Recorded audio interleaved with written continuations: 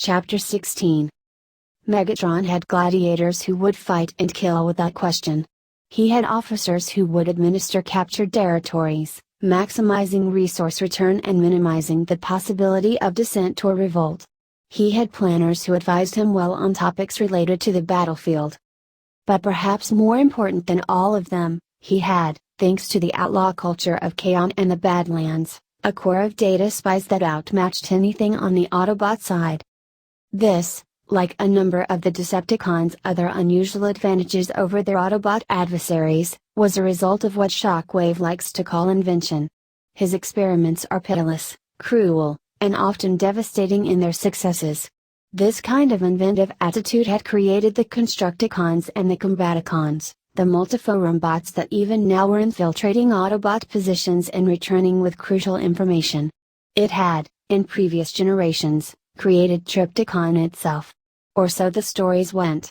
Megatron had his busy data moles ferreting out the truth of those stories as well. He was sick of fighting this war.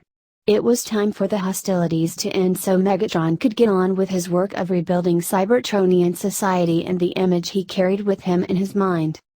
It would be a Cybertron in which every bot knew what to do, not because a group of guild masters and caste arbiters told them what to do, but because the Decepticon triumph had meant that every Cybertronian had a chance to find out what he was good at. Optimal efficiency, not externally imposed but internally derived. Over the top of this structure would be enough authority to keep necessary functions alive even if they were unpopular.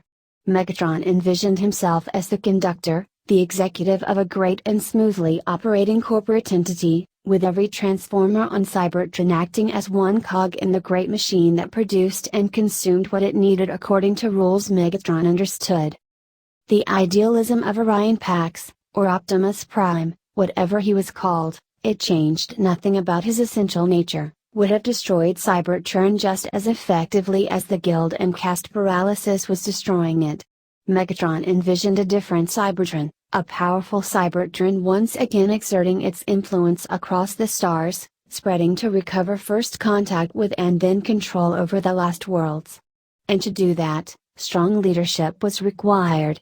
Individual self-determination meant nothing if all it led to was chaos. With Megatron in the lead as Prime, Cybertronians would find the galaxy theirs for the taking. And they would take it. Once, that is, the irritating obstacle of the Autobots was disposed with. For long ages, longer than Megatron had anticipated when the war started, the Autobots had hung on, barely keeping enough territory together for a meaningful base of operations. Their signal victories at Callus and to a lesser extent at Tagon Heights had taught Megatron that he was going to have to make some changes in the way the Decepticons prosecuted the war. It was past the time when raw force was going to win the war. Megatron knew this. So now he had intensified the search for ancient artifacts or knowledge that would offer a battlefield edge.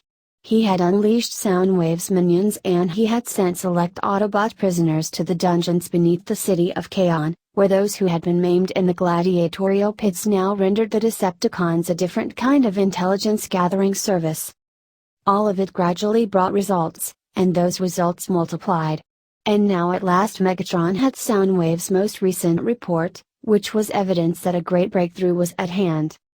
The data net was protected by powerful security protocols, but eventually some of Soundwave's spies and information guerrillas had gotten past them to search in the forgotten comers of the archives. And one of them had come back with obscure references to the sparks of Unicron. Go back, Megatron had said. Keep digging. They had. And now they had brought him the news that the sparks of Unicron, left over, so the stories went, from the expulsion of Unicron from the body of the planet Cybertron, were known as Dark Energon. Every principle had an opposite. Energon, the source of all that gave the Transformers life and motion, had its opposite principle as well, Dark Energon, which conveyed great power. But at an unknown cost. The ancient texts warned against it. But Megatron had never believed those warnings to be anything more than superstitious jabber. Now, it seemed, he had reason to believe otherwise. If this was true, Megatron thought that he might at last have found a way to crush the Autobots and the treacherous Optimus Prime once and for all. Yet he still did not know what Dark Energon was. The archives hinted at surviving bits of Unicron himself, once dancing through near space around Cybertron, coalescing into clouds dense enough to harvest. Ancient Cybertronians had known that this material was dangerous, as Unicron himself had been dangerous, and they had sequestered it inside Tripticon Station, built specifically for that purpose. Dark Energon, according to what fragmentary sources there were, was both power source and somehow a link to the essential nature of Unicron. In the way that Primus granted his essence via the Allspark, Unicron's destroyed physical existence found expression through the forbidden flow of Dark Energon.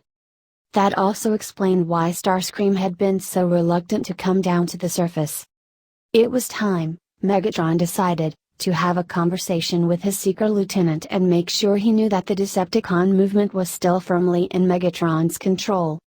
"They have found it," Alpha Trion said, in the solitude of his study.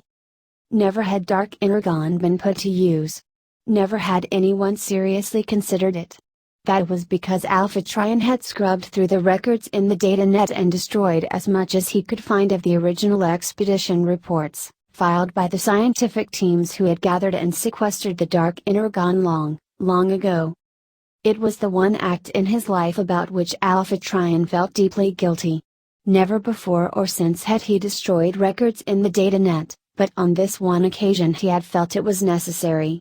He had seen only dire consequences if the existence of Dark Energon was discovered. Perhaps he was about to be proved wrong. Optimus Prime was demonstrating himself to be a stronger and more resilient leader than even Alpha Trion had dared hope.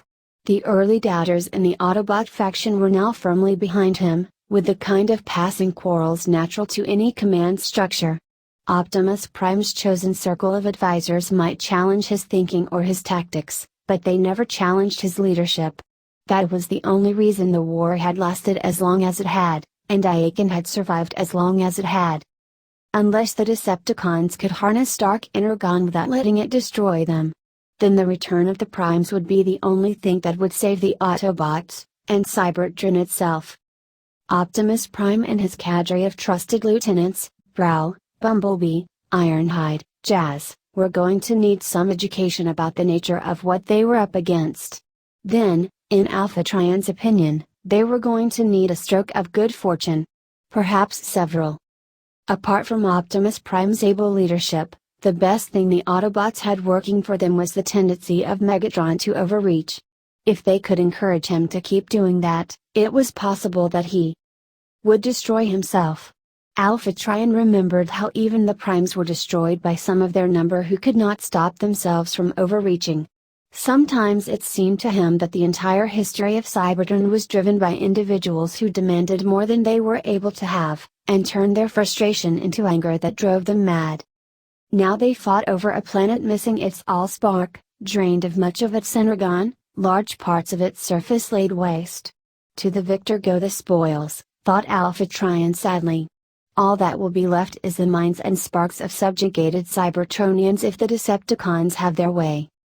He got up to go meet the upstart leaders of the Autobot resistance. Odd, thought Alpha Trion. The forces that once were derided as tools of the oppressive hierarchy of caste and guild now are the underground, the guerrilla resistance, the last hope of liberty fighting an oppressive hierarchy. War had a way of creating paradoxes like that. It could make enemies of brothers, murderers of lovers, heroes of the insignificant, and cowards of the mighty. And that, mused Alpha Trion, was just if you took the Primes as examples. With all of Cybertron afflicted, the possibilities were endless. And most of them were bad. Those few who shone in times of war, though. If the history of Cybertron was any judge, leaders who proved themselves to be valiant and honest in wartime would not abandon those principles in times of peace. Nothing was certain, however, least of all the proposition that any of them would live to see a time of peace. If Dark Energon was now in play, however it was going to come into play, then things were even less certain. For no living Cybertronian knew what effect Dark Energon would have on those who used it and on those they fought. Hey guys, what's going on? Thank you so much for watching today's episode. If you guys want to watch more like it, please subscribe to my channel and become part of the video game fanfiction plot. And please leave a comment down below and hit that like button. If you guys have any suggestions on any stories you guys want me to read, don't hesitate. They're always welcome here in the video game fanfic plot. That also goes for video games. Until next time, goodbye!